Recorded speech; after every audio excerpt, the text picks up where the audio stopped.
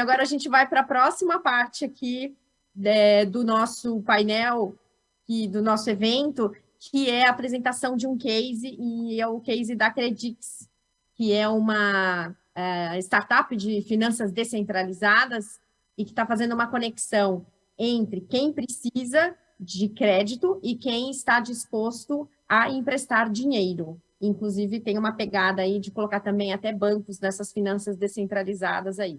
E quem vai falar sobre isso é o Chaim Finizola. Chaim também eu entrevistei nos primórdios. Tchau, gente. Tchau, tchau. O Chaim também entrevistei nos primórdios do Block News.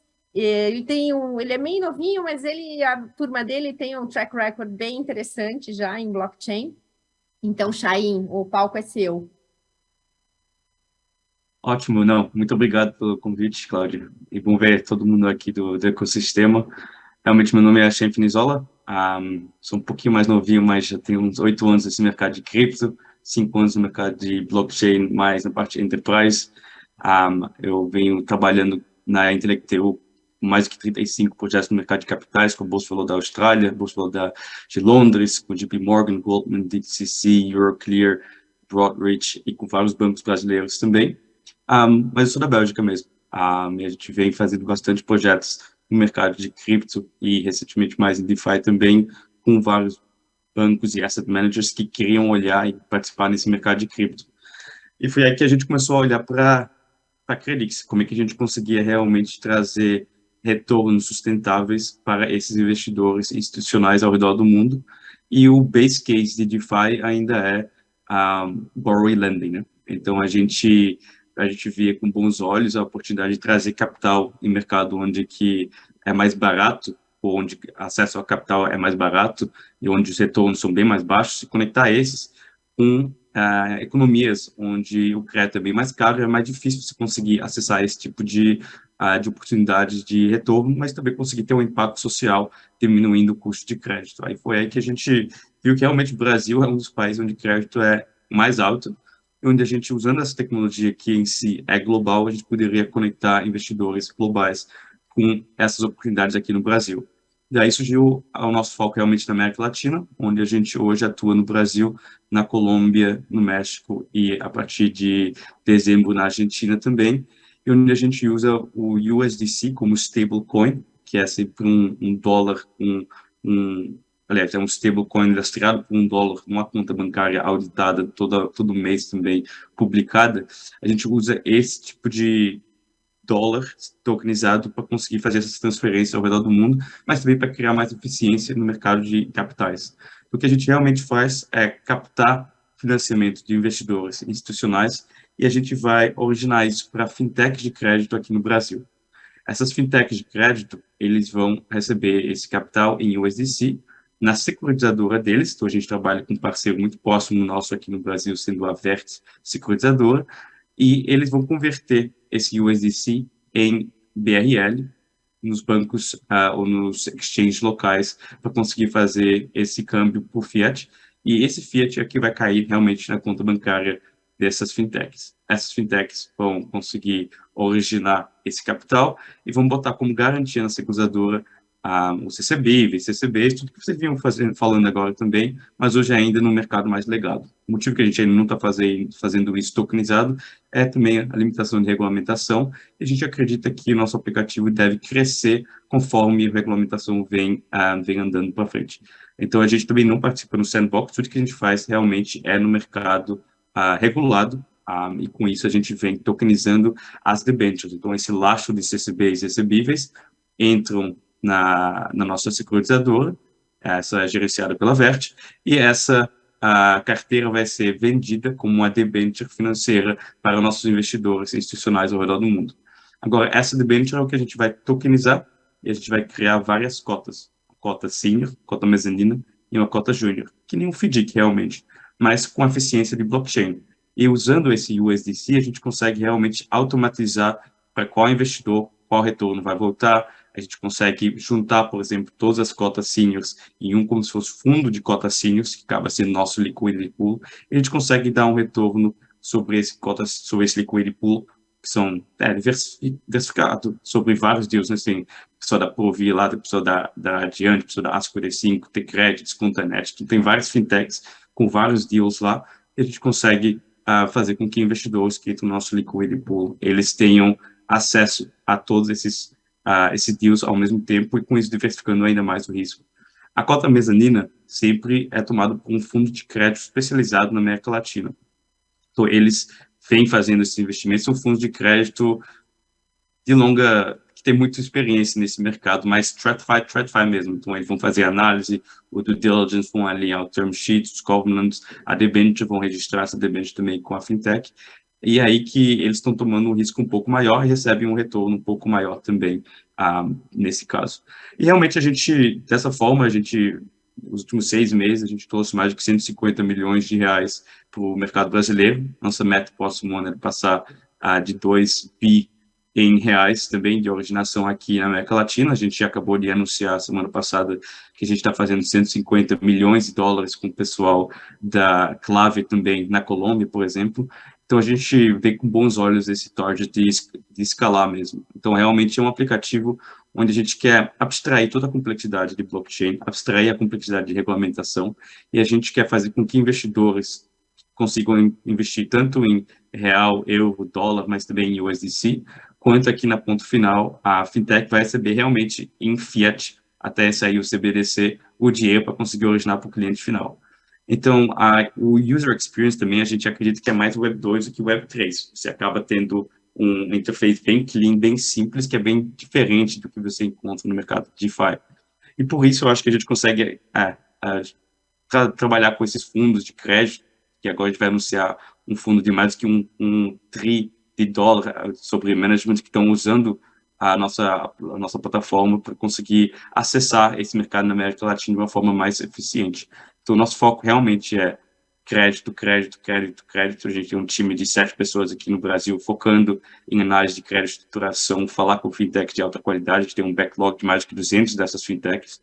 A gente tem muitos fundos que estão entrando na cota mezanina, e agora a gente está levantando mais capital para a cota, para o nosso liquidity pool, que está dando um retorno de 12% a 13% por ano sobre o USDC, e não é correlado com qualquer tipo de cripto que está acontecendo, por exemplo, hoje em dia no mercado. E com isso a gente vem atraindo bastante investidores institucionais, que sempre tem que passar pelo KYC, KYB ou Accreditation, para conseguir interagir com a nossa plataforma e conseguir participar desse ecossistema. Então, acho que é um pouquinho isso que a gente vem fazendo aqui no Brasil. Somos um time de 25 pessoas hoje em dia. Temos um escritório na Bélgica tecnológico, com foco em Nova York de levantamento de capital, e aqui no Brasil de originação e estruturação de crédito.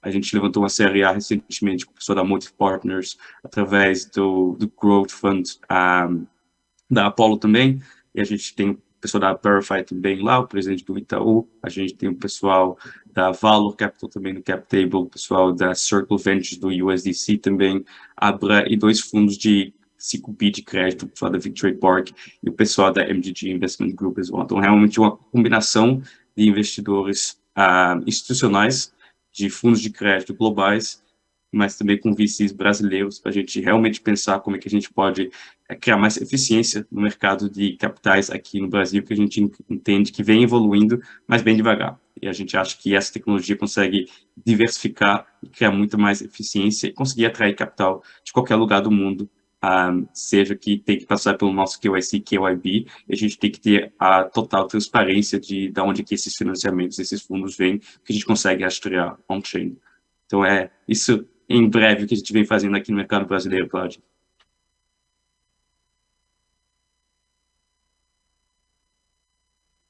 Ótimo, Jair, super interessante. Vocês começaram com esse foco de vamos dar recursos para quem precisa de recursos para emprestar recursos, né? Vocês ficam ali Isso. dando quem precisa também emprestar para outra ponta ainda, para a ponta final, na verdade, né? Vocês pensam em aumentar o público de vocês? Vocês vão ficar sempre nesse segmento ou tem algum plano de passar para outros segmentos?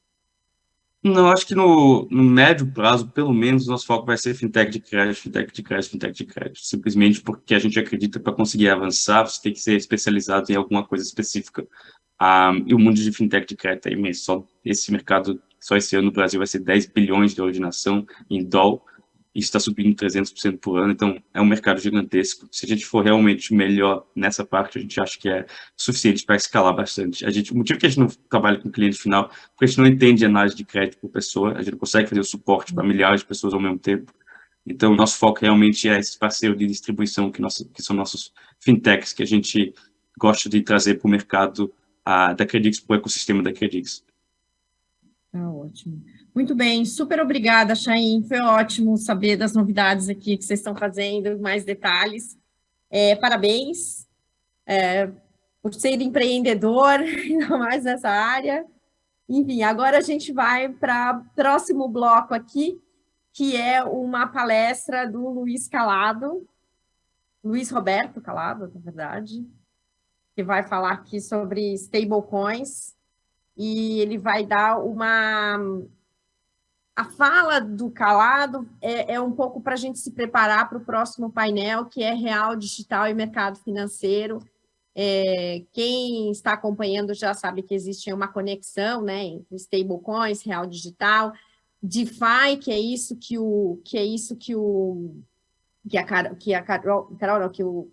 a Chain está fazendo. Enfim, a Carol também está trabalhando com NFTs, então isso também vai ter uma conexão, a Caroline Nunes, né, que estava no primeiro painel. Então, agora a gente vai falar sobre moedas estáveis, as famosas moedas estáveis. E o Luiz Calado, que está aqui. Tudo bem, Luiz? Conseguiu se Tudo conectar? ótimo. Ser internacional nesse evento. Então, já teve Portugal, já teve Londres, Buenos Aires, agora você está no Rio, está um chique só esse negócio aqui. Muito bom. Tô muito feliz, Cláudia. Obrigado pelo convite. Eu consegui assistir bastante desse último painel. Estou no meio de um evento aqui, ao vivo também, aqui no Rio, e conversas interessantes sobre cripto. Uma semana com muito cripto, né, no Brasil e também na Argentina, enfim.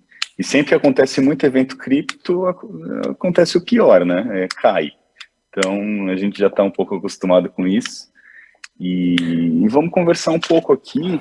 Cláudia, fica à vontade também para me interromper.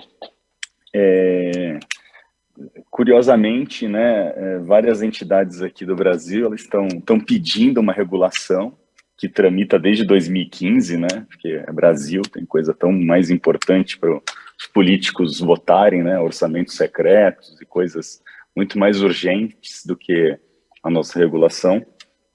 E aí, bem nessa semana, por conta de vários eventos, acabou saindo como pauta de jornais essa questão regulatória, né? Daqui a pouco vão pedir para criar uma Criptobras também aqui no Brasil, né? Vamos ver. Então, não, como você estava me apresentando, eu queria ajudar aqui na discussão, contribuir com um panorama, voltar um pouco para o básico, para ficar bem claro as diferenças entre o que o nosso Banco Central e outros estão fazendo e o que é cripto, né?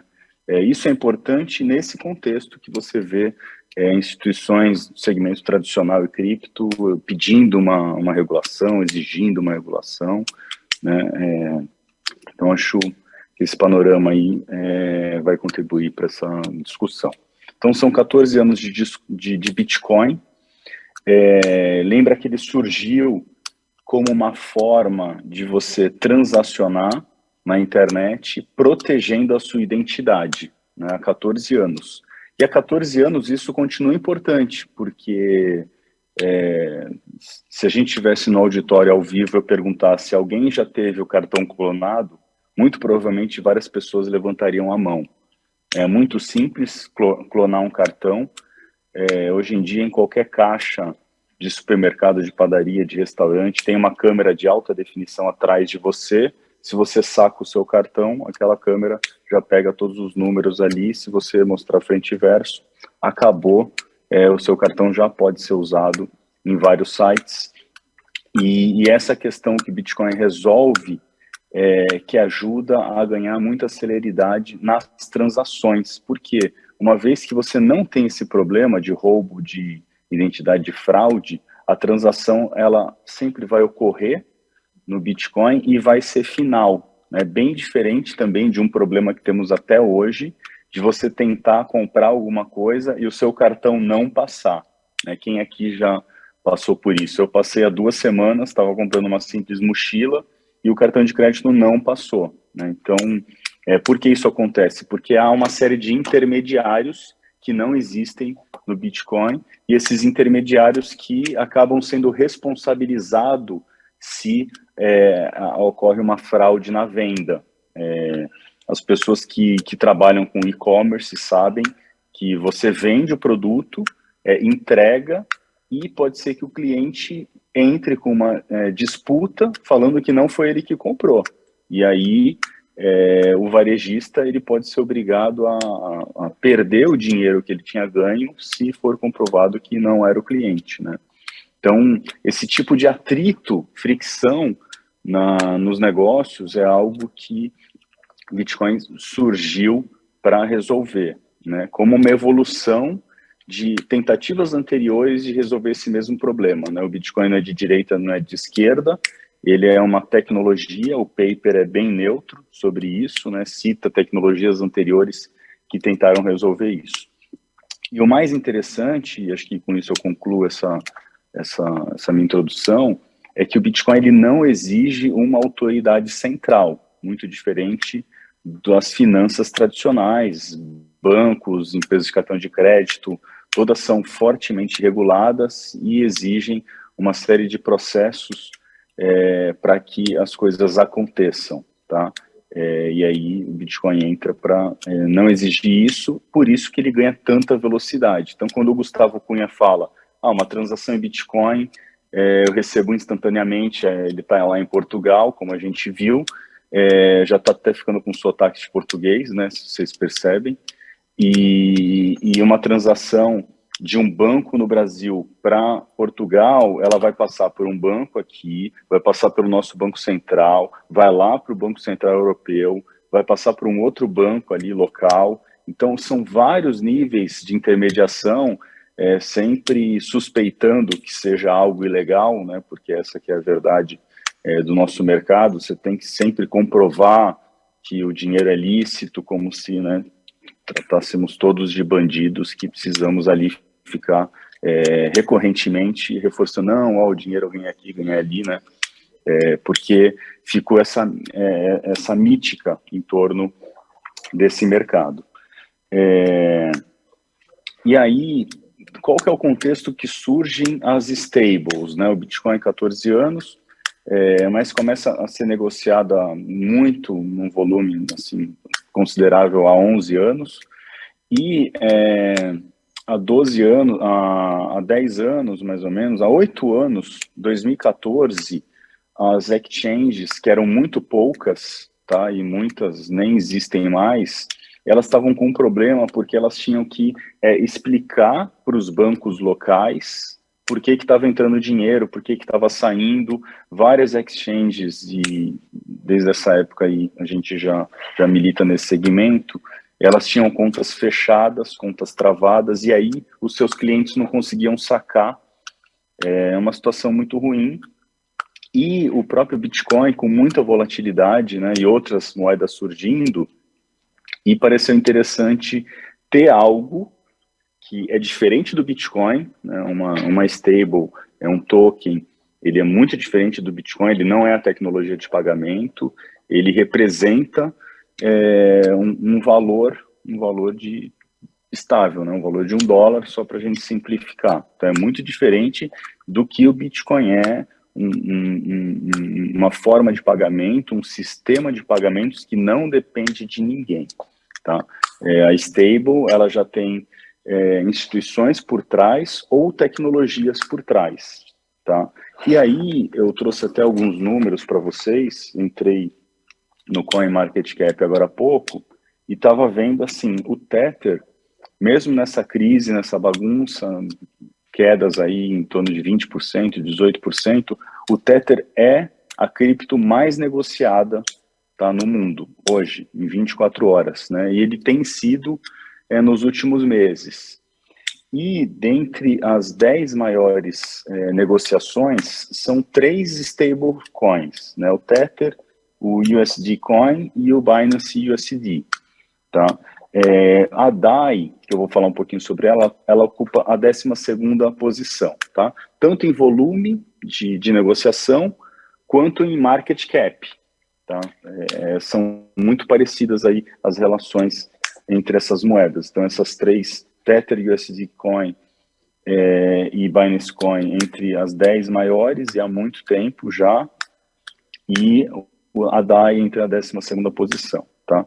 Qual que é a diferença entre essas stables, tá? Tem muita diferença entre stables, tem mais de 50 stables aí, e a diferença entre elas, o Tether, ele é entendido como tokenizado, tá? E alguns também colocam que é off-chain. Ele tem um colateral, então existe um valor que representa a segurança de que se você quiser converter o Tether em dólar, você vai conseguir, tá?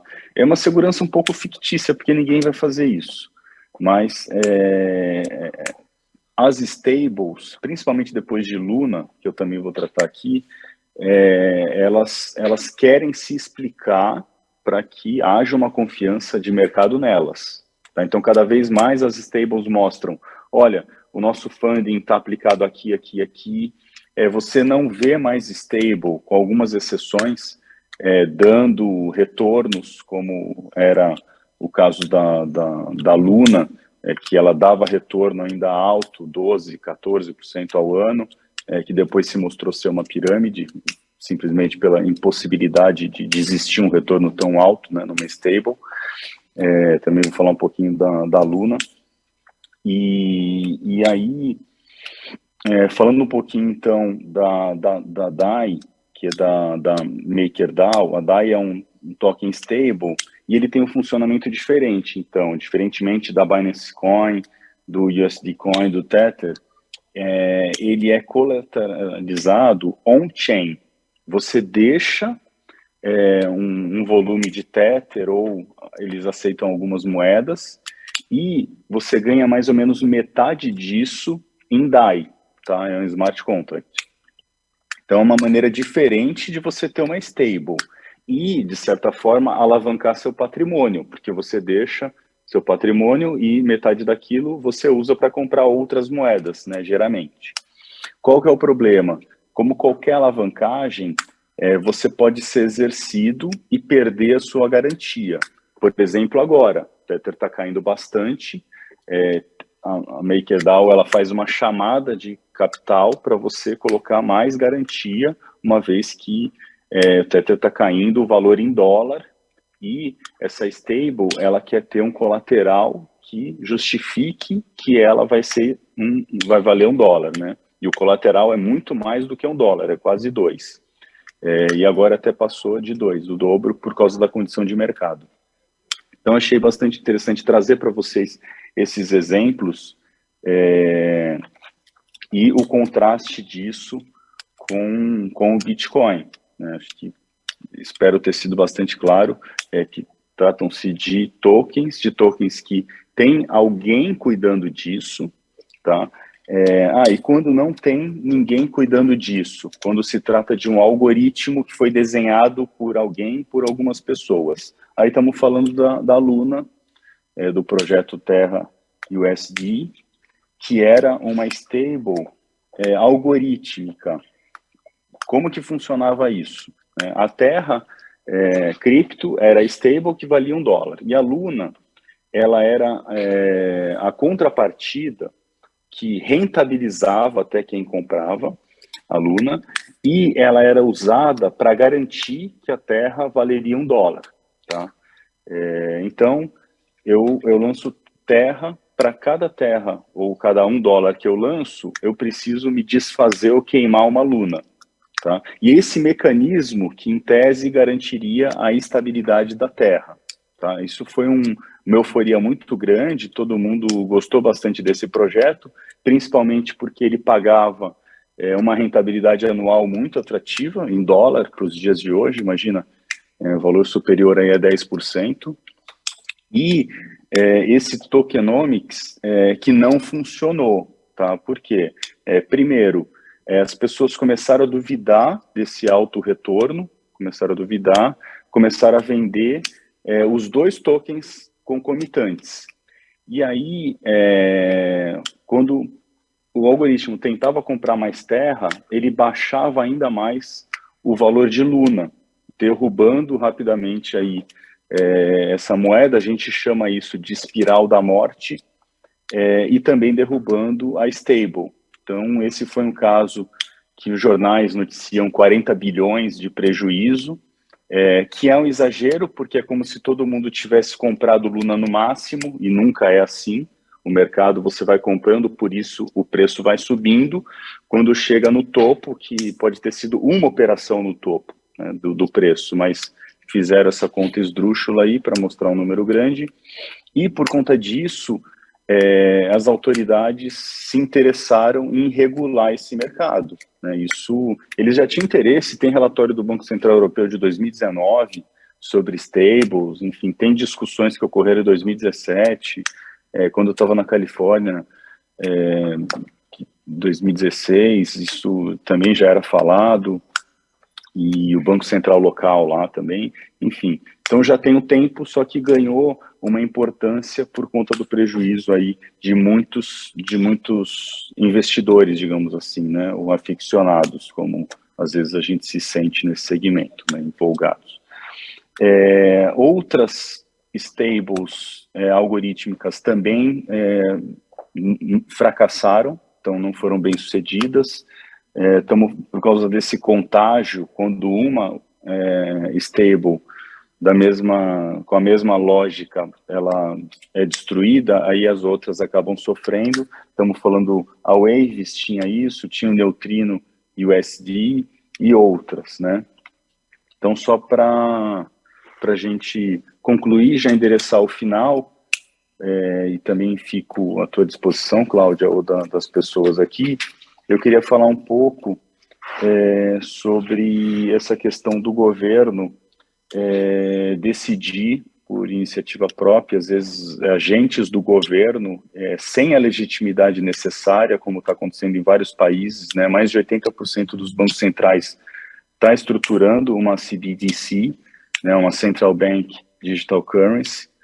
Muitos não têm a legitimidade, não têm uma autorização dos legisladores, estão fazendo de sopetão, como uma experiência, né, como se o Banco Central tivesse virado um laboratório para fazer experiências. Isso é interessante, mas ao mesmo tempo preocupante, tá? Por quê? Bom, primeiro, cripto, como eu revelei há pouco, ele não exige uma autoridade central, né? O Bitcoin, ele respeita a sua identidade e protege. E o Banco Central, obviamente, é o oposto disso. E aí, Cláudio, você pode falar, calado, mas tudo bem, mas é importante isso, dados para o governo, né? O governo precisa ter essas informações, precisa, né? Mas também a gente precisa contextualizar que mais da metade da população desse planeta vive em países com regimes autoritários, que 46 países têm esses regimes autoritários, hoje em dia, tá? Em que pese lá na FIFA ter mais de 180 países, no mundo mesmo, de país relevante, você tem não mais do que 100, pode falar 150, mas são realmente minúsculos, né? E você vê até em alguns países, população alucinada indo para quartéis pedindo a ditadura, né? Uma loucura. Ainda bem que estamos longe disso. Graças a Deus que aqui no Brasil não tem esse risco de uns malucos pedirem um regime autoritário. Mas aí a gente pergunta, então, algumas coisas até para o próximo painel, Cláudio, até para te inspirar ali na discussão, mas será que o Banco Central, e especificamente do Brasil, ele legalmente poderia fazer isso, criar uma stablecoin, né? Como fica o multiplicador bancário nesse caso, tá? A gente sabe bem, nosso dinheiro no banco lá, a gente deposita R$1.000, multiplicador bancário permite que os bancos, eles emprestem ali R$4.000, né? Mais ou menos essa é a relação. Se esse dinheiro, que é um dinheiro papel moeda, que é o dinheiro que o Banco Central está autorizado a emitir, né, que ele tem autorização legal para emitir, né, não cripto, ele não tem essa autorização de emitir cripto, né? Como é que fica, então, os balanços dos bancos? O Bradesco já mostrou um resultado aí mais de 20% abaixo, né, há poucos dias. Isso vai gerar uma corrosão de balanço dos bancos bem significativa. O banco só empresta se tiver dinheiro da forma, né, de moeda lá, tá?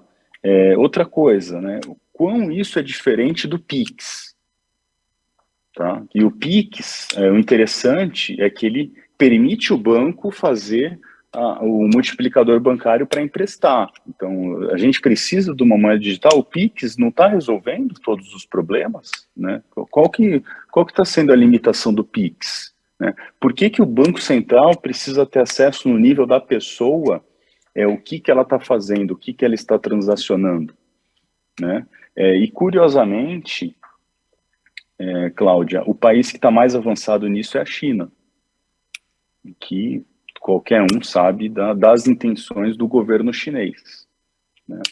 Então, curiosamente, lá é onde já tem um volume grande da stable deles, que ainda está em teste, mas é um volume bem significativo, né? E é um país bem emblemático do ponto de vista do autoritarismo que existe. Aí você pode falar, mas isso vai ajudar os comerciantes que não vão precisar pagar as altas taxas dos cartões de crédito e débito. Tá, mas o Pix já faz isso. Então a pergunta é, qual é a vantagem? Por que eles querem mudar dessa forma, né? Então, só para finalizar com essas perguntas e celebrar, porque depois de 14 anos de algo que era para resolver um problema e tirar a intermediação, foi totalmente adotado pelo sistema financeiro. Os maiores bancos estão vendendo cripto e tem plataformas, tem fundos, e agora o Banco Central quer ter a sua cripto, muito entre aspas, porque não tem nada a ver com cripto, tá? Mas muito entre aspas. Então, assim, é como algo que é feito para um propósito é desvirtuado completamente, né? Então, é muito curioso, né? Esses são os nossos tempos modernos. Ótimo. Bom, Calado, as provocações são ótimas, e vão para o próximo painel, que é sobre o real digital e o mercado financeiro. A gente vai ter o Fábio Araújo para poder responder isso e os outros participantes também para comentar. Queria muito te agradecer por essa sua participação e ter dado aí o pano de fundo para essa discussão. Acho que para poder explicar direitinho porque, afinal de contas, teremos um real digital e porque ele caminha para ser até diferente de outros países, né? Mas muito obrigada, viu? Ok, obrigado, Cláudia. Bom evento. Foi um Parabéns. evento aí, que eu sei que você está no meio do evento. Obrigada pelo esforço. Você entrou num evento, você está dentro do evento, de outro evento. Ótimo, super obrigada. Imagina. Tchau, tchau. Obrigado. Até mais, tchau. Bom, o Calado é um entendedor de cripto, ele já está nesse mercado aí há muito tempo, já acompanha, então ele conhece bem o assunto e ele fez provocações aqui para o Banco Central, mas é que eu acho que ele mesmo talvez já imagine a resposta, mas, enfim, a gente tem aqui pessoas super capacitadas para falar sobre esse assunto. E eu estou muito feliz que todos estão aqui, todos aceitaram o convite. Muito obrigada aos 4. Final de ano, uma semana que está agitada em todos os assuntos, né? Eu tinha um colega no jornal, na Gazeta Mercantil, falou assim, nossa, o jornal está cheio de notícias. Então, essa semana está cheia de notícias. Então, eu vou começar aqui apresentando quem é que vai estar com a gente. Bom, Duda Davidovich, que é Head de Inovação da Elo. Obrigada, Duda, é um prazer você aqui. A gente tem também o Luiz Fernando, que é gerente de plataformas digitais da TecBan. E a gente tem o Fábio Araújo, que é o coordenador do projeto do Real Digital, do Banco Central.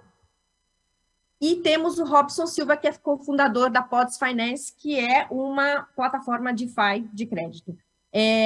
O Robson, agradeço muito você estar aqui. A Rafaela Baraldo ia participar, teve um probleminha ontem, então o Robson vai substituí-la. Bom, queria pedir para vocês contarem um pouco, assim, se apresentarem, enfim, contarem um pouco o que as empresas de vocês estão fazendo nisso. Eu vou começar com o Fábio Araújo, tá? Por motivos um pouco óbvios.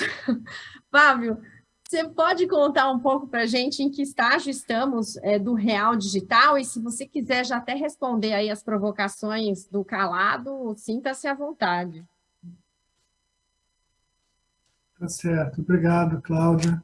É sempre um prazer tentar esclarecer questões, e a gente vê que tem muita desinformação ainda, é um tema muito novo, né? Então, você lê um relatório da Europa, um relatório da China, e pensa que está lendo sobre CBDC brasileira, as coisas são bem diferentes, os estágios de desenvolvimento de cada país, o sistema financeiro é diferente, e os problemas que cada país está tentando tratar com a CBDC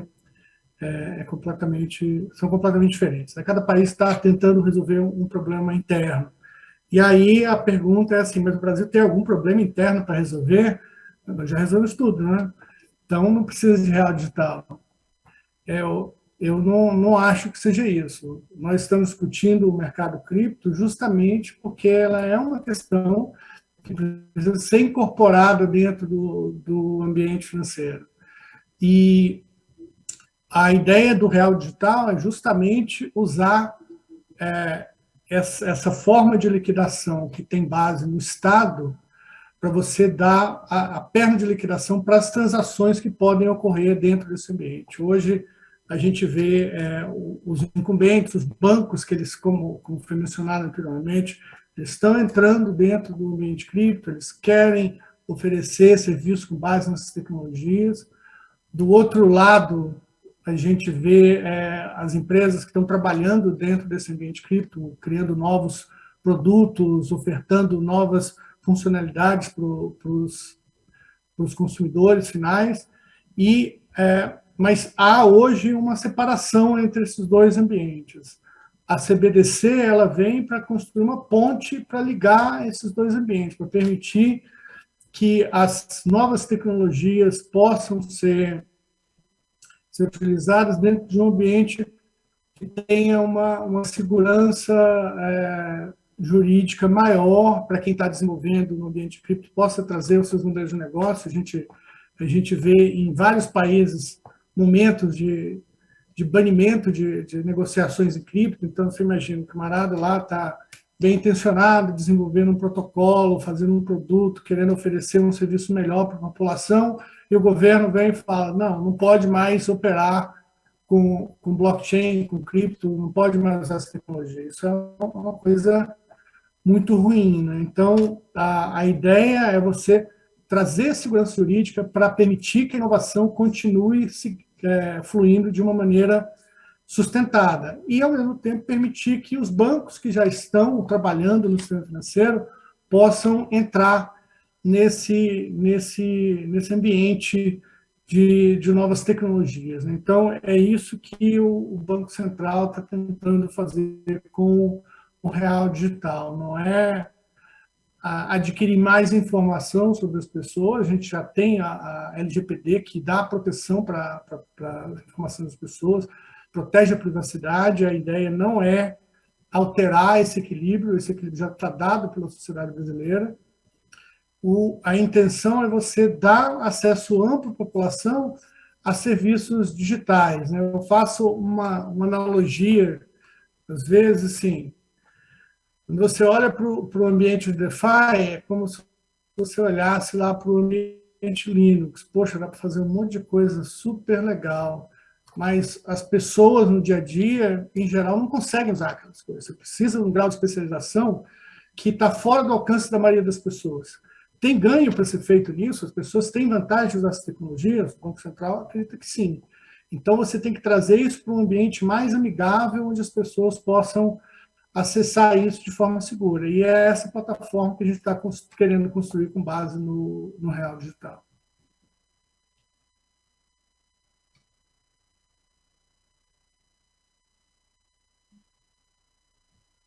Você está mutada, Cláudia. Como eu já disse antes, é a frase mais dita desde a pandemia, você está no mudo. Você podia falar um pouco o que é esse mais amigável? Sim. O ideal das finanças descentralizadas é eu custodiar os meus ativos, eu desenvolver os meus contratos, eu escolher os contratos nos quais eu vou engajar de maneira pessoal, né? Isso é uma coisa que é uma coisa interessante. A gente vê uma tendência de descentralização, de abertura de espaço dentro dos mercados financeiros, mas eu acho impossível você esperar que as pessoas tenham todo o conhecimento necessário para gerir uma vida financeira sofisticada, para compreender tudo que está ocorrendo, que possa acessar aquilo. Isso seria a interface, mais ou menos, que você tem hoje, né?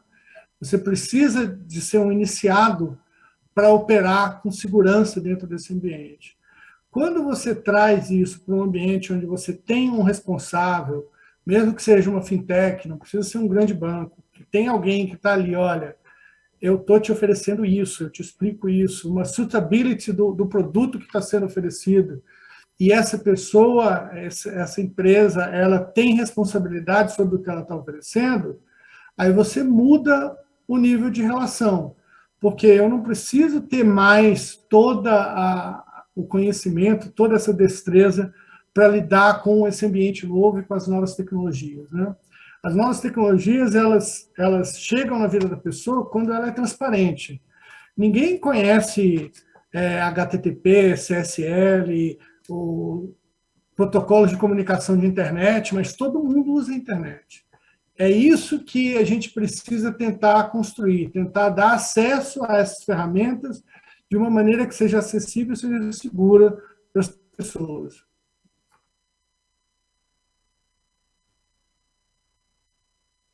Entendi. O mundo da cripto não é a coisa mais simples. O mundo DeFi, então, menos ainda. Mas é interessante isso que vocês estão pensando. O Duda, na Elo, vocês já estão trabalhando com essa questão de real digital? Já estão tentando se preparar para isso? Cláudia, primeiro, obrigada pelo convite, obrigada pela cantarina também. E eu, assim, é sempre um prazer estar com o Banco Central, porque eu me sinto, assim, no mesmo lugar do criador e da criatura. Então, então, assim, o Fábio está falando, eu também estou aqui anotando as coisas para entender onde é que o Banco Central está olhando isso acontecer. E sim, a gente já está muito atento ao movimento. Assim, nossa visão do real digital é que ele não vem, é uma extensão do real físico, né? Ele não vem competir com dinheiro, mas ele vem formar essa nova economia que a gente vai ver nos próximos anos amadurecer e se consolidar, e que existem, sim, protocolos de finanças centralizadas, existe uma Web3 que a gente ainda fala de uma maneira muito conceitual, mas que eu até acabei de voltar lá do Web Summit de Lisboa, e vi no discurso desde grandes corporações até de empresas, startups, donos de protocolo, que vai ser muito a fundação de uma economia baseada em tokenização, baseada em smart contracts. Então, a gente entende aqui que isso, na verdade, é o futuro. A gente entende que o mundo do jeito que a gente conhece, né, o tradicional, com o transacional tradicional, ele vai continuar acontecendo, e a gente, como bandeira, né, vai fazer e continuar prestando o melhor serviço, mas a gente entende que novos fluxos de pagamento, nessa economia tokenizada, que o próprio Banco Central traz muito na sua fala como um trilho, né, uma das razões do porquê a CBDC, o real digital, ela vai existir, é algo que a gente está aqui muito de olho. Até porque, se a gente for olhar uma economia que deixa de ser totalmente account-based para ser token-based, o que a gente está olhando com isso na prática, né? A gente está olhando que as pessoas, elas começam a passar o valor das coisas que elas têm ou dos ativos digitais que elas vão passar a criar para um formato digital. Um formato digital que é um token que vai ser verificável, que vai ser transferível, que vai ser transparente, que vai trazer segurança. Então, a gente entende aqui que a forma da gente experimentar isso é experimentar o que vai ser o futuro da economia, né? O futuro de novos fluxos transacionais que estão, assim, totalmente conectados com a nossa missão aqui de democratizar pagamentos, ser uma empresa de tecnologia e uma empresa que ajude, né, as pessoas a se conectarem, conseguirem transacionar. E aí, como é que a gente está olhando isso hoje, né? Como é que a gente vem experimentando? Primeiro, assim, colados, ouvidos abertos para tudo que o Banco Central tem nos contado sobre CBDCs, né? E entendendo como é que vai ser o nosso papel e como é que a gente vai também poder habilitar algumas coisas do mercado, não necessariamente com o nosso papel como bandeira, mas já testando muitas dessas coisas que eu comentei que são estruturantes para essa nova economia tokenizada. Então, hoje a gente tem, por exemplo, um programa de inovação aberta chamado Elo Conecta, onde a gente via esse programa, a gente acelera startups que estão no seu estágio inicial e estão experimentando, construindo produtos com essas tecnologias. E a gente recentemente, por exemplo, entendeu como é que a gente cria um token, registra no smart contract e registra isso numa blockchain. E como isso talvez seja o primeiro passo para a gente criar uma série de coisas, que podem ser desde programas de loyalty, até mesmo em novos fluxos de pagamento. A gente tem olhado em como é que a gente entra na Web3, como é que a gente olha tokenização de ativos reais, como é que a gente conecta o mundo de pagamentos atual a um mundo que está surgindo e habilita com que as pessoas, os usuários, talvez eles estejam uma experiência que seja mais amigável, porque nem todo mundo, eu acho assim, Cláudia, que vai ter a sua carteira MetaMask, que vai querer guardar as chaves, que vai querer ser dono de uma forma de pegar empréstimo com custódios em cripto, que envolve muitas vezes um entendimento muito profundo de um assunto que nós aqui, como especialistas, ainda inclusive estamos estudando, né? Então, a gente tem visto muito desse jeito aqui na Elo e a gente está muito animado para o que vai se desdobrar. Ótimo. Existe a gente vê assim as empresas de pagamentos já faz um tempo como elas estão se mexendo nesse mundo cripto e depois CBDCs, né? É um processo que vocês não podem mais ignorar. Não podem não, desde o começo não daria para ignorar, né? Ô, Luiz Fernando, você que está aí envolvido com as plataformas digitais da TecBan, e vocês têm um produto específico aí dentro, que é o Hub Digital, onde vocês estão muito perto ali das fintechs e dos bancos digitais. Dá para dizer que assim, esse processo de adoção, da adoção do real digital na economia, quando isso acontecer, né? Se acontecer, mas acho que vai acontecer, pelo visto, isso pode ser mais fácil para quem é fintech e banco digital ou não? Vai ser um processo igualmente fácil ou complexo para todo mundo? Bom dia a todos. Primeiro, agradecer a oportunidade de debater esse tema aqui com colegas aí que são referências no mercado e poder compartilhar um pouquinho aí também dessa minha experiência aí com o nosso público, né? Então, assim, o meu dia a dia aqui na TecBan, ele me proporciona essa experiência, né, de estar ali lidando, né, tendo relacionamento, estar próximo das fintechs, mas também dos bancos ali, digamos, mais tradicionais, né? E, assim, sendo muito sincero, eu não vejo muita vantagem para A ou para B nessa questão. Vale ressaltar que o sistema financeiro nacional, ele é bastante amplo e inclusivo para as instituições, né? E hoje a gente já vê aí todos os players, tanto os tradicionais quanto as fintechs, convivendo entre si dentro desse ecossistema financeiro e, obviamente, respeitando ali a regulação, né, o tipo de licença que cada uma tem para operar.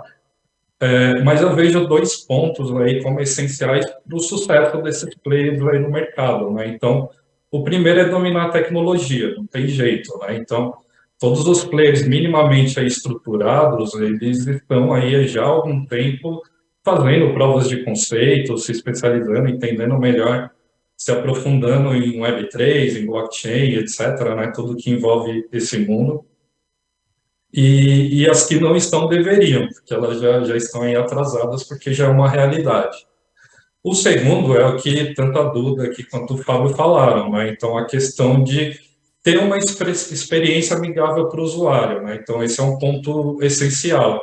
Então, o conhecimento, a criatividade das áreas de produtos, dos bancos, das fintechs, ela vai ser essencial, ter o conhecimento do usuário, pois da forma que também o Banco Central ele está estruturando, está direcionando a criação do real digital, ele vem com o objetivo de fomentar novos modelos de negócio, né? Então, na minha opinião, o que vai fazer diferença para essas instituições independentes tradicionais ou fintechs são os produtos que esses players vão criar, né, para esses usuários e como esses produtos vão impactar e proporcionar valor agregado ali para o usuário no dia a dia da jornada dele. Bom, já que você falou de produto, eu queria perguntar para o Robson o seguinte: vocês como uma fintech, né, uma DeFi, vocês conseguem, a gente pode imaginar que com o Real Digital vocês vão conseguir criar mais produtos ainda? Muda até o perfil do DeFi ou não? Simplesmente reforça o negócio que vocês já têm?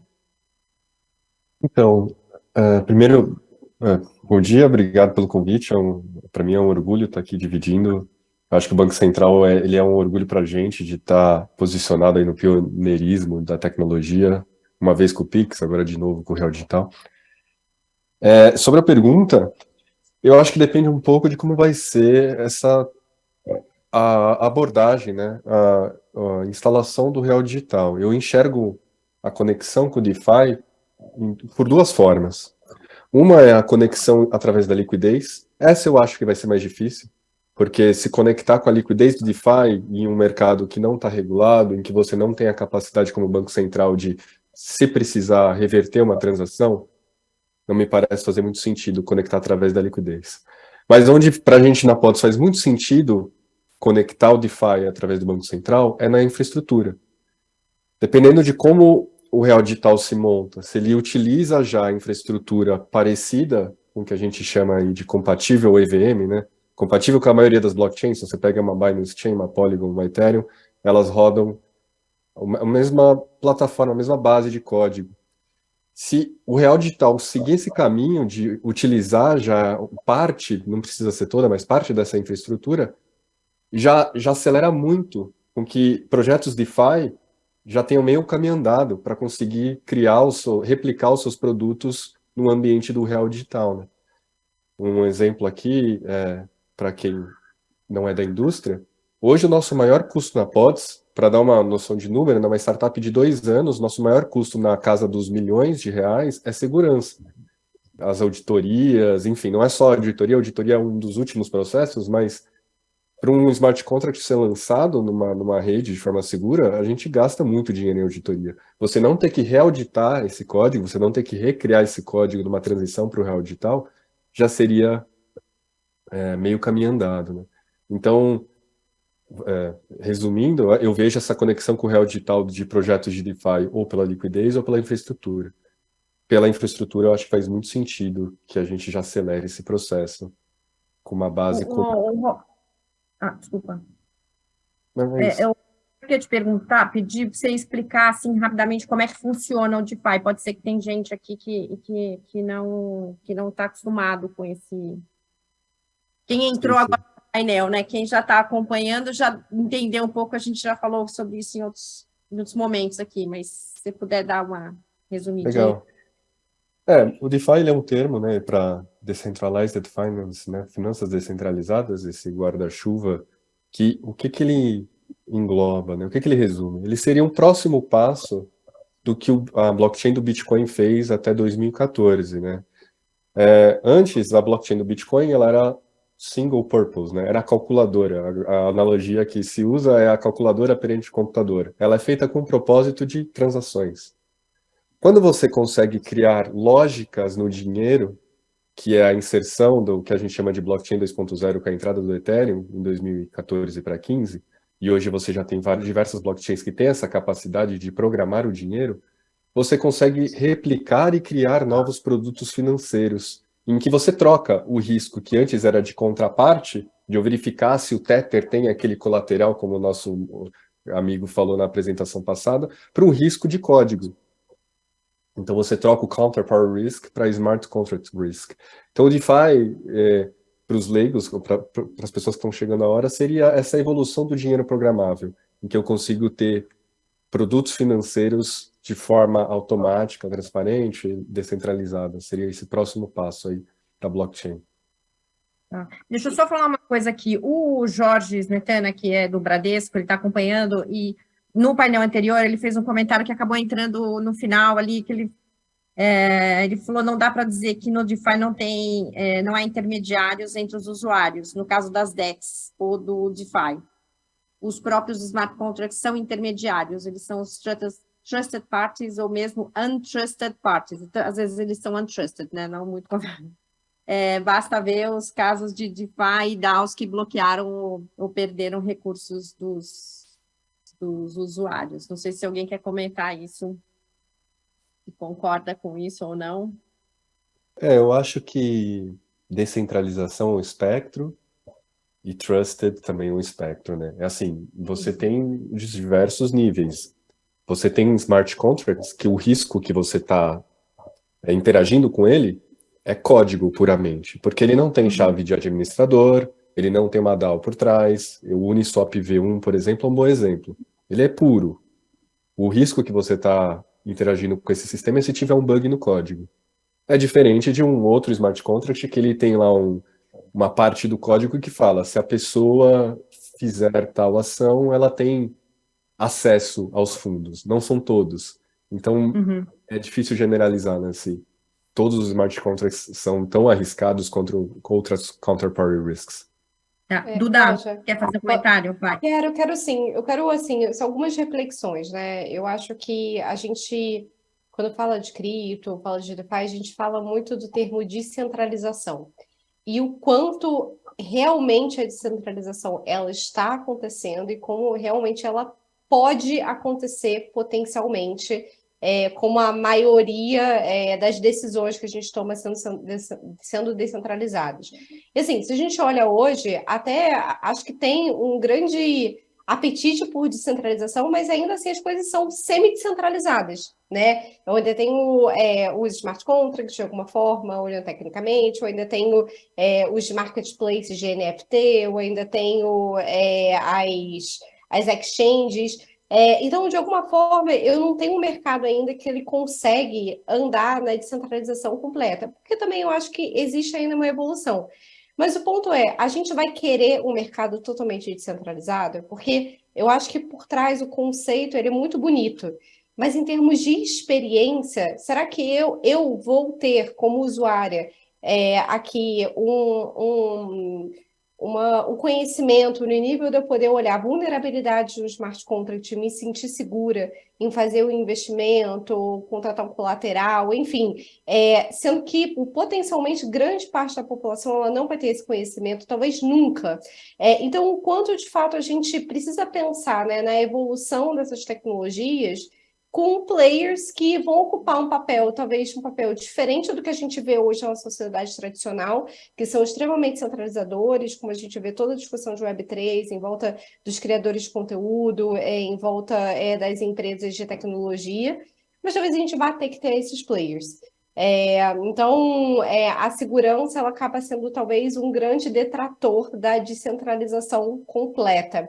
E a gente vê o que tem acontecido de scams, de fraudes, Então, assim, até eu ouvi um colega falando assim, você confiaria toda a sua tecnologia, todo o seu dinheiro numa tecnologia totalmente centralizada, que você não tem conhecimento completo? Assim, cara, eu não tenho muito, né? Mas acho que não. Então, acho que a gente tem que botar essas reflexões na mesa e pensar quando a gente olha uma CBDC, a gente tem um formato em que dá acesso a essa economia tokenizada, mas com o Banco Central ali por trás, trabalhando em segurança, trabalhando em estabilidade, trabalhando em casos de uso que talvez sejam para a grande maioria da população, que sejam desde pagamentos de auxílios emergenciais, até pagamentos transfronteiriços, que o CBDC acaba muito, né, trazendo, e na medida que eu tenho globalmente várias CBDCs, eu consigo ali, né, ter esse pagamento cross-border de uma maneira muito mais eficiente, que hoje eu tenho o SWIFT. Então, são reflexões que eu queria trazer aqui para a mesa. Bom, não, ótimo, Eu vocês queria... exatamente o que eu ia perguntar, desculpa, Luiz, eu ia perguntar para o Fábio, exatamente essa questão, assim, a gente vai ter um real digital, vai ter parte do que a gente faz hoje que vai ficar mais fácil com o real digital, vai trazer benefícios, então, por exemplo, a questão dos auxílios, porque o dinheiro é programável, e aí você consegue saber onde esse dinheiro chegou, sem que não tem nada a ver com questão de privacidade, assim, a gente quer ter certeza que o dinheiro chegou na mão de quem tinha que chegar. Não preciso explicar por que isso é importante no Brasil. Aliás, em qualquer lugar do mundo. E aí a gente tem a outra parte, que é o DeFi, que, na verdade, até em outro evento que eu escutei, você falou, se você, acho que a frase não é sua, mas assim, as DeFi as possible, né? Então, assim, não vai ser tipo, uou, o mundo maravilhoso de Satoshi. Eu queria, Fábio, se você pudesse, por favor, explicar. Luiz, eu não sei se você tem alguma coisa a ver com isso, aí depois eu coloco você, pode ser? Combinado. Tá. Não, a questão do as DeFi as possible realmente é um ponto guia da gente, né? A gente vê essa tendência de descentralização, a gente acha importante abrir espaço para a entrada de novos participantes, de inovação. As startups são super importantes para trazer novos produtos, trazer uma nova maneira de ver o mercado.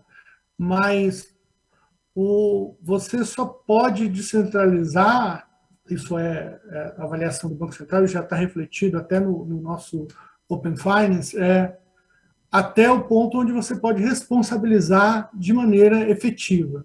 Então, eu não posso pegar e falar, não, qualquer um pode publicar smart contracts, e aí, se der algum problema, eu vou lá e processo o camarada que colocou esse smart contract para rodar.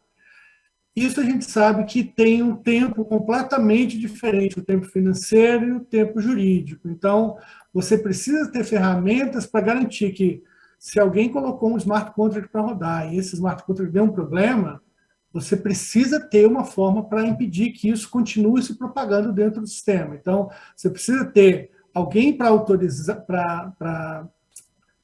alguém para responder sobre aqueles problemas e uma autoridade para identificar, olha, está acontecendo um problema, a gente precisa parar isso aqui. Então, a descentralização é uma coisa positiva, como está todo mundo falando, e é uma tendência natural do mercado.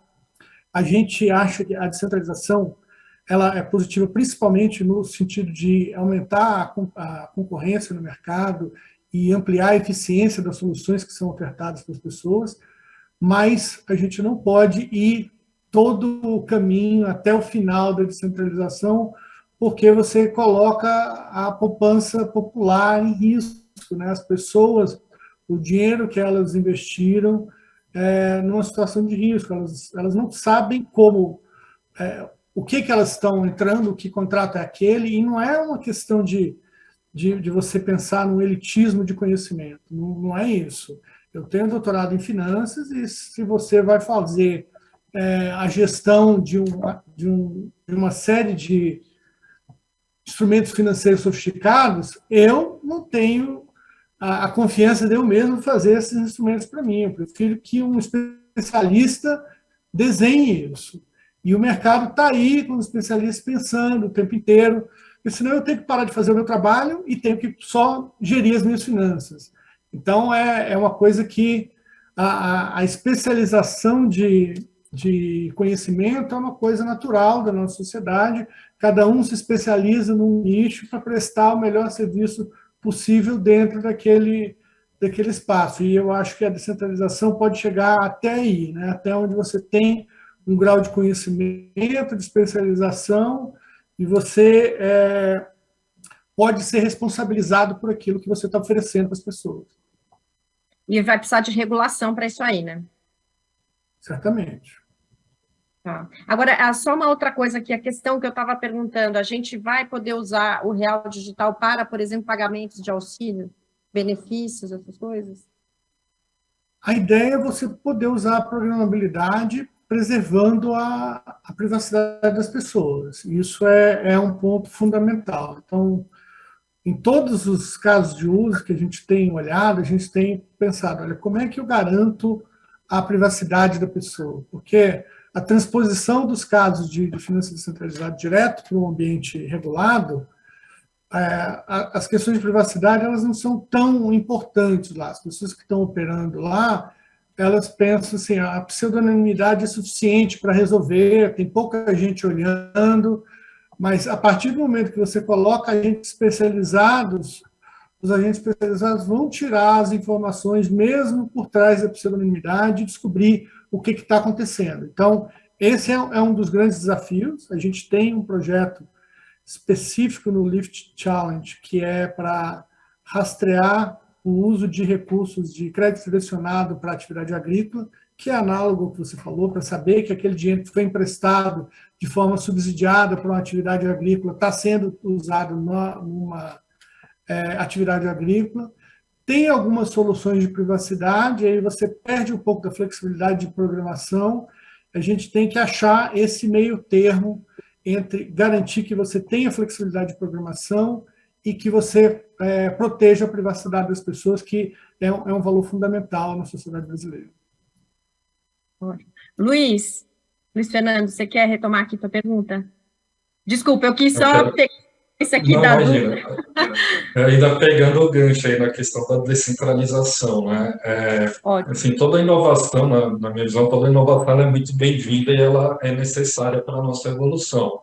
Uma preocupação que eu tenho é que esse novo ele não exclua as pessoas, né? Então, quando a gente fala em descentralização, quando você olha com um olhar um pouco mais técnico, talvez ela é mais clara, fique mais simples de você entender.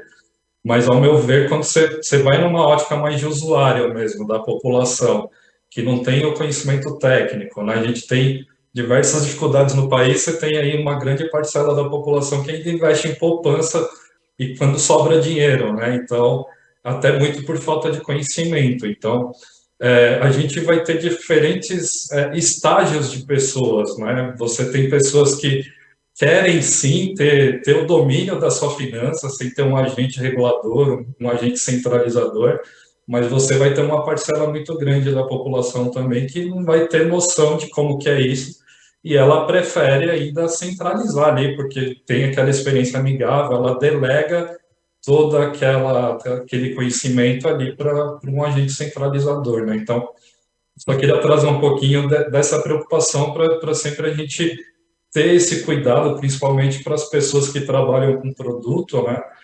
De pensar no todo, né? A gente tem, não é só o perfil Faria Lima que existe no país, né? Você tem muitas dificuldades, são distintas aí em todo o país. Na verdade, o maior perfil do país não é Faria Lima. Não, está fora da Faria Lima. Robson, você quer comentar isso que o Luiz falou? Sim, assim, eu compartilho, a gente aqui na Ponta, a gente compartilha bastante do que o Fábio falou lá no começo, né, que a minha avó, ela usa o HTTP e não sabe, ninguém sabe www o que é isso, e a gente conseguiu romper a internet, não precisou, as pessoas não precisaram saber o que são os protocolos para conseguir extrair valor, né, desse ambiente, e a gente espera que DeFi caminhe para esse caminho. Uma forma que a gente enxerga o futuro é que DeFi seja o backbone, né, a espinha dorsal. Quem seja o contato final com o usuário já são as instituições financeiras que já estão nesse caminho, né? Já tem a regulação pronta, já está um contato já tem um atendimento ao cliente, um banco, né, o Nubank, um meio de pagamento, e DeFi venha como infraestrutura mesmo, né? E aí você já não por debaixo dos panos é muito mais barato para a instituição, porque você tira custos de conciliação, se traz automatização para o seu sistema, mas para o usuário final, ele está usando a mesma casca, ele não sabe o que está por trás ali, se a conciliação está acontecendo num banco centralizado, se está no smart contract, se o caminho do dinheiro, se a conferência está acontecendo num banco, todo D mais um, ou está D mais bloco, a cada 15 segundos o Banco Central consegue rastrear todas as transações e ver alguma anomalia ali. Então eu acho que essa é um pouco da minha visão. Tá. Você quer comentar, Fábio? Quanto à exclusão, eu queria fazer um comentário quanto à exclusão. Eu acho que isso é um ponto muito importante, uma coisa que a gente tem sempre em mente quando a gente está olhando para os casos de uso, pensando assim, como é que o usuário vai se relacionar com isso. E é uma questão natural de se levantar, porque quando você olha hoje para o mercado de finanças descentralizadas, ele é focado em dar liquidez para o ambiente de cripto, para fazer a liquidez girar dentro daquele ambiente. São agentes muito sofisticados para conseguir entender tudo que está acontecendo ali. E o objetivo é que a gente possa usar essa tecnologia, essas metodologias, para que as pessoas façam lá a sua poupança, façam investimento, tenham uma oportunidade de investimento que hoje ela não teria, porque, por exemplo, você tem uma limitação para entrar num certo investimento, está tokenizado, você pode fracionar aquilo e aí a pessoa pode ter acesso. Você teria uma maneira mais simples de gerir um contrato de crédito, como o Robson mencionou, então todos aqueles custos de verificação, você não precisa ter uma infraestrutura pessoal fazendo aquilo, se o código dá segurança, você abaixa os custos, e com isso, baixando os custos, você pode chegar com um produto na ponta para mercados que hoje não são atendidos, né? Apesar de que, quando eu falo assim, eu acho que finanças descentralizadas dá para promover inclusão. Tem gente que olha, poxa, mas qual aplicação de finanças descentralizadas você está pensando das famosas que promovem inclusão? É tudo gente sofisticada que está mexendo com aquilo. Não são as aplicações que estão agora disponíveis, que dominam o mercado, que são as que dão mais espaço para o usuário final. Mas a tecnologia permite que, com a redução de custo, você possa atingir o usuário final de uma maneira simples, com uma UX que seja adequada, né? Uma experiência do usuário que seja adequada, que seja transparente, né? No fim das contas. Entendi. Tem uma pergunta aqui. Opa, não estou no mundo. Tem uma pergunta aqui do Juan Minango. Ele quer saber o seguinte: é um tema que o Calado falou antes, na verdade foi uma provocação. Qual vai ser a amplitude e o escopo de monitoramento por parte do Banco Central? Quais poderes dará ao Banco Central o Real Digital? Dá algum poder além daqueles que vocês já têm? A preocupação do Juan é natural, porque, dependendo da arquitetura, o Banco Central pode saber todas as transações que cada pessoa fez em tempo real num ambiente de blockchain. A princípio, você pode observar tudo, e dado que você tem os requerimentos de Know Your Customer, você poderia reconciliar essas informações em tempo real e rastrear o que está ocorrendo em tempo real. A intenção do Banco Central não é essa. A intenção do Banco Central é que você tenha o seu relacionamento com o seu provedor de serviço financeiro e esse relacionamento vai se manter, e quem tem acesso à sua informação em tempo real é esse provedor. O Banco Central não precisa saber da transação que eu paguei um cafezinho na esquina e depois eu atravessei, fui à farmácia e comprei uma aspirina. O Banco Central não precisa saber disso. Isso não é uma informação relevante para o Banco Central. Então, a gente precisa saber dos grandes movimentos, das tendências, dos analytics do que está ocorrendo, ou, em casos específicos de provocação judicial, aí você precisa rastrear transações específicas para saber o que aconteceu, para prevenir lavagem de dinheiro, financiamento de terrorismo e outras atividades ilícitas. Mas, então, a ideia é reproduzir, dentro desse novo ambiente, o mesmo grau de visibilidade que há hoje no mercado de operações financeiras. Então, o Banco Central não vai entrar na vida das pessoas e saber, olha, o camarada saiu de casa, abasteceu o carro às 8 da manhã no posto tal, parou na padaria, tomou um café e depois foi para o trabalho. Isso poderia ser feito, eu entendo a preocupação, mas aí você tem o dinheiro é uma abstração que está construída em cima de uma abstração que é o Estado, e a gente tem que trabalhar pela rigidez do Estado para garantir que as relações de direito são garantidas em todas as transações, não só nas financeiras, como todas as transações entre as pessoas na sociedade. Eu queria levantar um ponto aqui, e é a questão das stablecoins. Outro dia eu estava num grupo e começou uma discussão assim, não, porque o real digital é uma stablecoin. Não, não é. Eu falei, não, gente, o real digital é só o real, mas é que ele é digital. Mas existe uma questão aí de stablecoin que vai fazer parte, faz parte desse desenho que está sendo feito. Queria pedir para o Fábio explicar isso. Queria perguntar depois para todos os outros panelistas, assim, a questão da stablecoin, por exemplo, Duda, eu lembro que, assim, há um tempo atrás, quando a gente ainda não falava muito de CBDC, empresas como a Elo diziam assim, eu não vou entrar em cripto, mas stablecoin é uma coisa que me facilita a vida, né? Na hora de eu liquidar ali, assim, se eu não posso pôr uma cripto é complicado, mas stablecoin já é factível. Teria, então, conexão com essa stablecoin que vai ter dentro desse ecossistema do real digital? Enfim, então, eu queria que vocês comentassem um pouco essa questão das stables para a gente ver se a gente tira a dúvida das pessoas sobre isso. Certo, esse é um ponto importante. Assim, o foco do real digital é fazer com que serviços digitais, serviços de moeda digital, cheguem na mão do consumidor final, que eles possam acessar as vantagens que essa tecnologia traz. Agora, nunca foi intenção do banco que a CBDC fosse a única forma de acesso a esse serviço. De fato, a gente até sempre pensou assim, olha, a gente só deve dar acesso à moeda do Banco Central nos casos que são estritamente necessários. Para as liquidações do dia a dia da maior parte das pessoas, uma stablecoin resolve todos os problemas.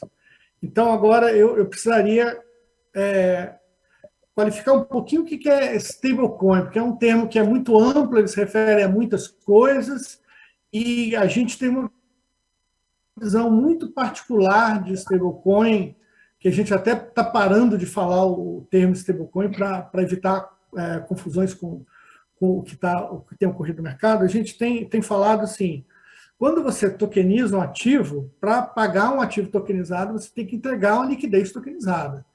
Então, você precisa de uma forma tokenizada de liquidez.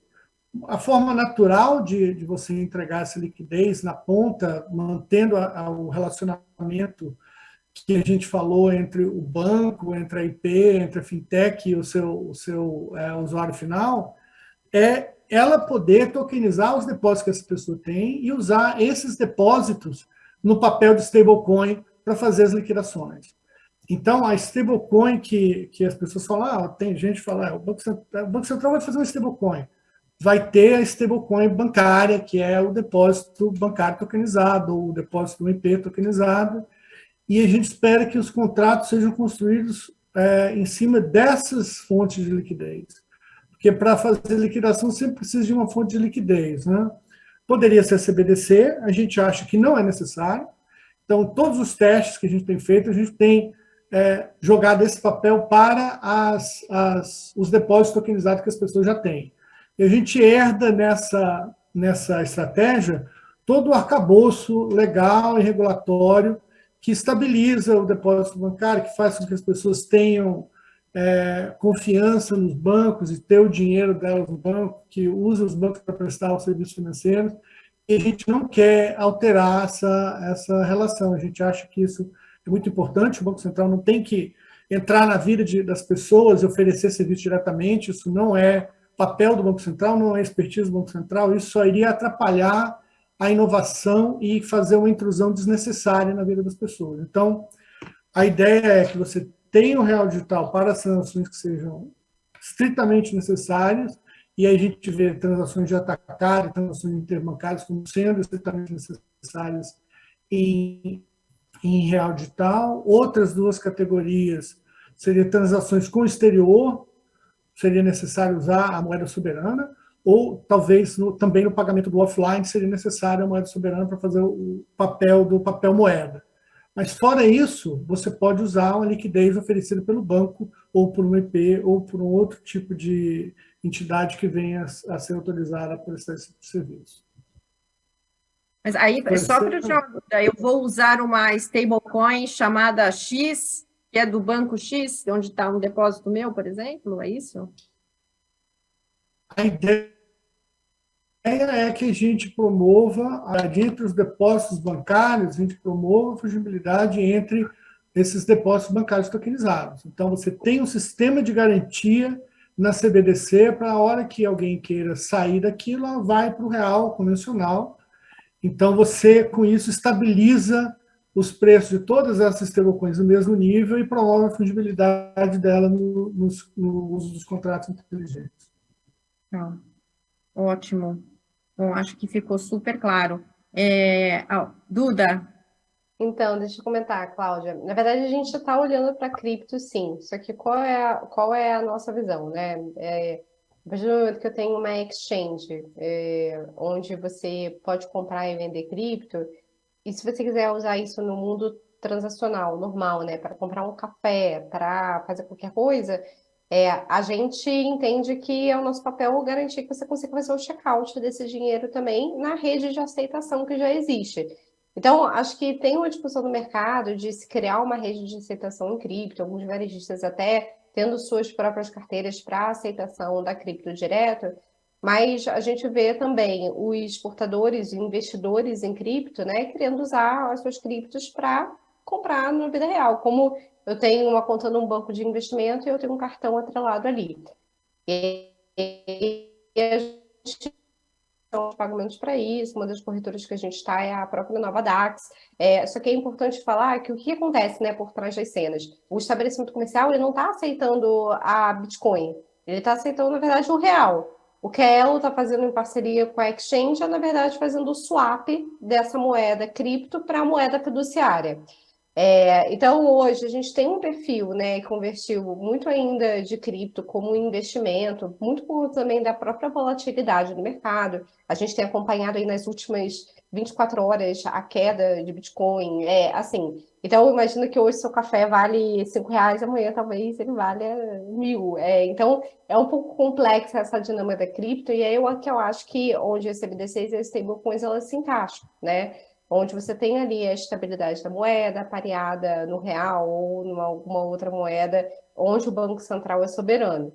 O que, na verdade, a gente enxerga é que a stablecoin é esse agente de liquidez, mas também ele pode ser um grande agente de infraestrutura para outras coisas. Então, por que eu estou falando isso? Vamos pensar que eu posso ter um programa de benefícios pareado a uma stablecoin, que está ao mesmo tempo ali lastreada em real.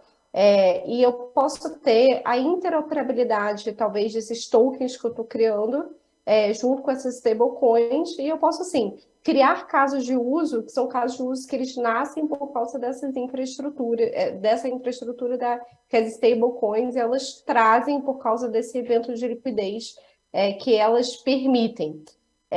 Então, a gente enxerga que tem uma grande oportunidade em cima da mesa. A gente agora, como produtos, né, e pessoas que estão tanto do lado das empresas de pagamento, outras empresas, ver como é que a gente usa esses trilhos para criar experiências que são experiências que a gente possa ir além do que a gente tem hoje com os clientes. Assim, para mim, quando você olha uma economia que passa a ser uma economia tokenizada, o que eu estou falando? Estou falando que esse copo aqui, eu posso ter um gêmeo dele como um token.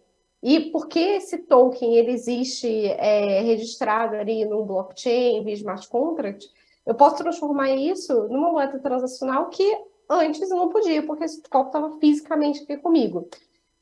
Então, Acho que a gente tem aí, nos próximos anos, bastante coisa para a gente poder construir. A gente está enxergando dessa forma aqui.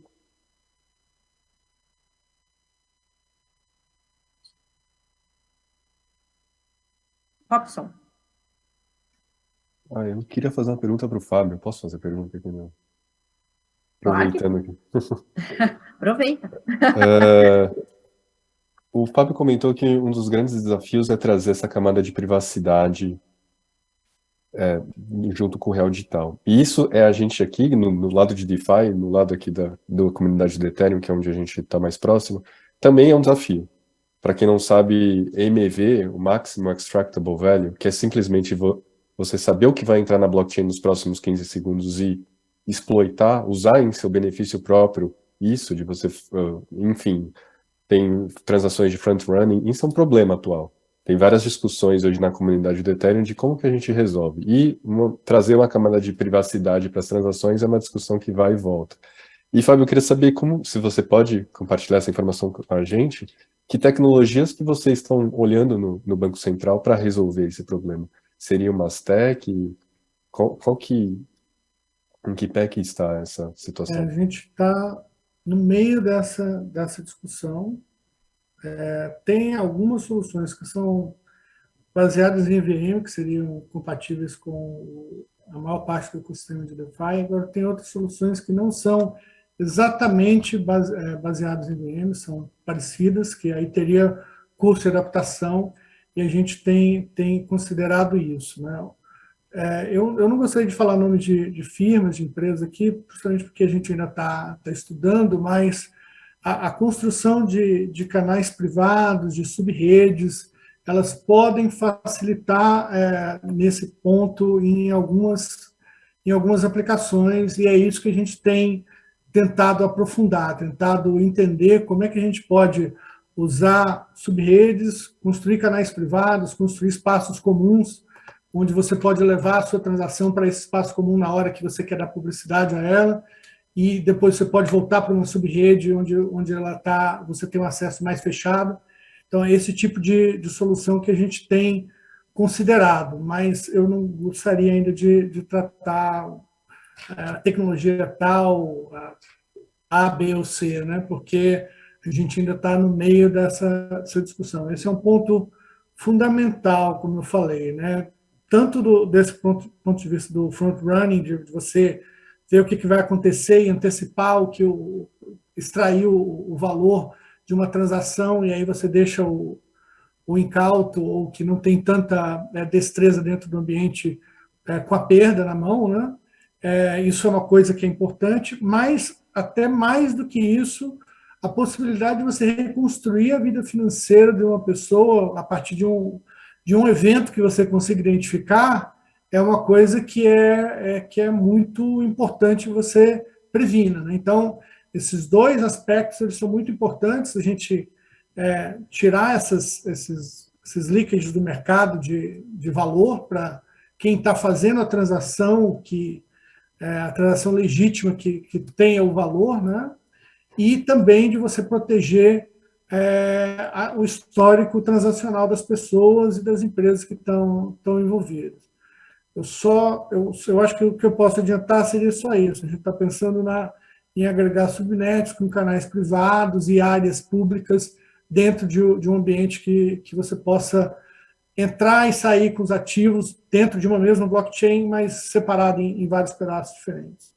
Um ponto que eu acho que é um grande desafio, né, quando se fala em CBDC, stablecoin, né, na linha onde cada instituição ela vai ali possivelmente criar sua stablecoin, é como que você cria a interoperabilidade entre as redes, né? Porque cada instituição possivelmente ela vai utilizar uma rede blockchain ali que ela já tenha mais conhecimento, enfim, vai ter N motivos para ela escolher pela rede A ou a B.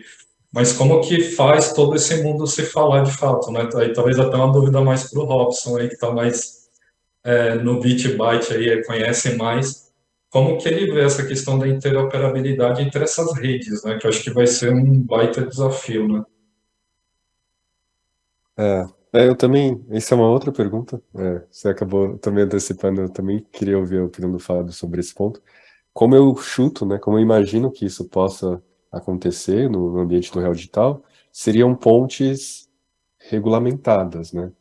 A gente ter, exemplo, né, eu quero ter o AVI token dentro do real digital, eu tenho uma ponte em que para eu emitir o sintético, né, essa representatividade do AVI token dentro da blockchain do real digital, eu passo por um ambiente que tem a KYC, regulação. Eu imagino que seja essas pontes reguladas com ativos sintéticos, né, com representações dos tokens, assim como a gente tem hoje, né? Você tem o Bitcoin na rede original, você tem o WBTC na rede do Ethereum, você tem o TBTC, que é uma outro tipo de representação. Imagino que no cenário do real digital seja nesse caminho, mas o Fábio vai conseguir falar até melhor, né? Nesse aspecto, eu acho assim, que uma das diretrizes que a gente tem feito é de trazer o máximo de ativos tokenizados autorizados para dentro do mesmo ambiente. Então, quando você falar, cada um vai criar a sua stablecoin e fazer as suas operações numa rede separada, essa não é a arquitetura que o Banco Central tem em mente. As stablecoins dos agentes regulados vão ser emitidos dentro do mesmo ambiente do real digital, até mesmo para você facilitar a fungibilidade entre as diferentes stablecoins. A ideia não é que a pessoa se relacione com a stablecoin de uma instituição da forma que ela se relaciona com a stablecoin hoje em dia. Eu tenho uma stablecoin Tether, uma stablecoin Luno, uma stablecoin DAI, e elas são diferentes para mim. O ideal é você promover o máximo de fungibilidade, e para isso você precisa ter elas integradas dentro do mesmo sistema. Então, da mesma forma que as pessoas aceitam pagamento em depósitos bancários hoje, e as pessoas não ficam se preocupando se é do banco A ou do banco B, as pessoas deveriam, nesse ambiente, ter a possibilidade de aceitar pagamentos da stablecoin, aí você faz um clearing para ele não se expor a uma outra instituição, mas do ponto de vista do usuário final, é real tokenizado, por assim dizer. Então, eu só estou fazendo transação. Quando eu me conecto com as partes, as redes de varejo, para acessar outros ativos, aí começam as complicações. Entre as redes, outras redes reguladas, onde você pode ter outros tipos de ativos reais, como automóveis, imóveis, você vai ter a comunicação entre uma rede regulada e outra rede regulada. Então, aí é mais fácil você garantir a governança através de uma camada off-chain. Quando você vai para um ambiente público, aí a gente chega no ponto que o Robson mencionou. Você precisa de toda uma estratégia de know your customer, know your transaction. A gente provavelmente vai precisar ter whitelisting para quem pode entrar, para saber a procedência desse tipo de fundo e para saber para onde foi também. Então, você pode tanto pensar numa negociação trazer o token da AVE para dentro da rede do Banco Central, ou você levar a liquidez para esse outro espaço, né? Que seria uma stablecoin de um banco, ou talvez até a CBDC do Banco Central, muito mais provavelmente a stablecoin de um banco. E aí lá, essa stablecoin, ela precisa ter um whitelisting para saber quem pode usar e com quais ativos eu vou transacionar aquilo. Então, há soluções para isso. A Rede Stellar, por exemplo, tem uma solução bem avançada para isso. Há soluções para isso em EVM também. Então, a parte de Know Your Customer e Know Your Transaction tem avançado bastante, e a gente está experimentando para saber se o grau de compliance que pode ser oferecido está de acordo com as necessidades aqui do Brasil. Excelente. Ô, Fábio, a gente continua, o programa continua prevendo piloto 2023 e lançamento em 2024? Se tudo der certo? Atraso. Se tudo der certo, a gente começa o piloto em 2023. Esse piloto deve durar no mínimo 18 meses. Então, ao fim de 2024, a gente espera ter feito uma rodada boa para a gente ter uma avaliação mais profunda sobre a segurança desse ambiente, que a gente quer oferecer um produto seguro para a população. Então, Caso a gente não tenha conseguido resolver todos os problemas, que parece provável, dado a complexidade do tema, a gente passaria a uma fase posterior, continuando pilotos. Mas se a gente der sorte e acertar tudo, aí a gente poderia, ao final de 2024, ou início de 2025, fazer uma liberação para uso do real digital para uma parte mais ampla da população. Legal. E aí começaria em pedaços, assim? Primeiro a gente vai usar para isso, depois a gente vai usar para isso? Isso a gente ainda está discutindo, muito provavelmente a gente vai ter que fazer isso em estágios. Iniciar com infraestrutura básica, depois, de um tempo, incorporar novos ativos, novos protocolos, e mesmo quando eu falo assim, lançamento do real digital, a gente não vai ter todos os protocolos incorporados. Então, a gente vai ter depois uma série de sandboxes para incorporar os protocolos novos, que a gente não tem conhecimento. A gente quer trazer o máximo possível de ferramentas para esse ambiente, mas de uma forma segura. Então, a partir do momento que a gente falar, olha, o real digital já é uma realidade, aí a gente vai começar uma série de sandboxes para poder incorporar coisas que são mais inovadoras, que estão mais afastadas do escopo atual do sistema financeiro. Tá ótimo. Eu queria perguntar aqui, eu não sei se tem algum impacto que aconteceu essa semana na FTX para projetos como o CBDC, como o DeFi? Projetos que estão no Hub também, nas plataformas ali da TecBan?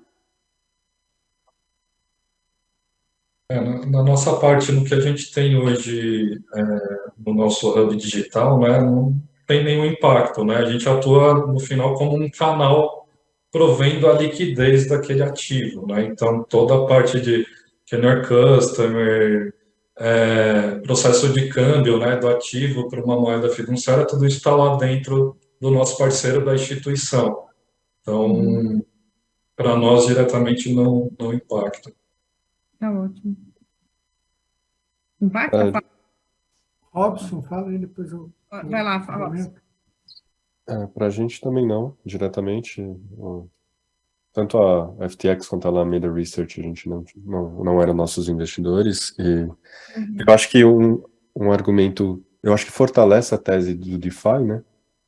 Porque é um risco de contraparte.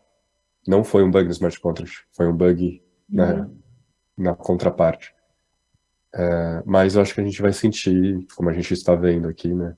Insegurança no mercado, preços e essas coisas. Mas na tecnologia e no nosso mercado não sentimos. Fábio, para a gente aqui esse bloco, infelizmente. Quando a gente pensa nesse mercado, assim, você tem uma nova tecnologia sendo adotada, é natural que ela expanda em várias dimensões e aí ela começa a ser tolhida nas dimensões que ela não funciona bem. Isso é natural. Eu acho que o impacto principal é que, ao longo dessa trajetória, várias fundações voltadas para o desenvolvimento juntaram muito capital e estavam desenvolvendo e financiando projetos em vários países, e aí isso deve desacelerar, mas a gente vê isso como parte do ciclo de vida de uma nova tecnologia, de uma nova metodologia de acesso a serviços financeiros. Isso é parte do negócio, né? Ótimo. Gente, eu queria super agradecer vocês, a gente se estendeu aqui um pouquinho no tempo, passou um pouquinho aqui, mas eu queria muito agradecer a presença de vocês.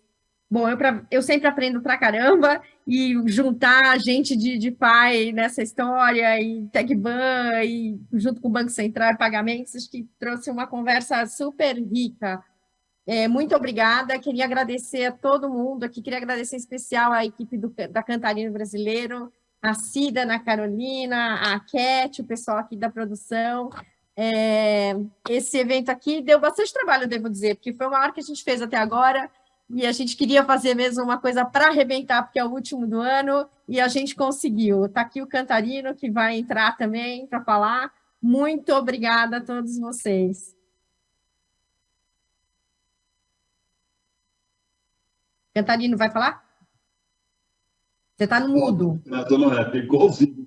A frase mais falada em todos os webinars, né? Repetindo aqui. Tá? Gente, muito obrigado aí pela participação de todos vocês. Cláudia, brilhante o seu trabalho, a condução, super rico aí, todos os temas abordados, as polêmicas levantadas, os questionamentos. Foi maravilhoso realmente esse encontro. Muito obrigado.